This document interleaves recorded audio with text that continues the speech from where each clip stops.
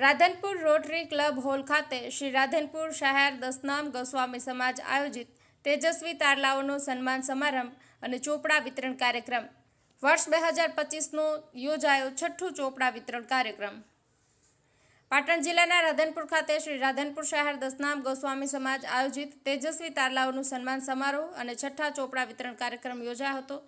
આ 2025ના યોજાયેલા પ્રસંગે મોટી સંખ્યામાં સમાજના અગ્રણીઓ અને અન્ય મહાનુભાવો ઉપસ્થિત રહ્યા હતા। તેજસ્વી તારલાઓનું સન્માન પણ કરવામાં આવ્યું હતું। દસનામ ગોસ્વામી સમાજનું નામ રોશન કરનાર વિદ્યાર્થીઓનું સન્માન કરવામાં કાર્યક્રમ યોજાયો હતો।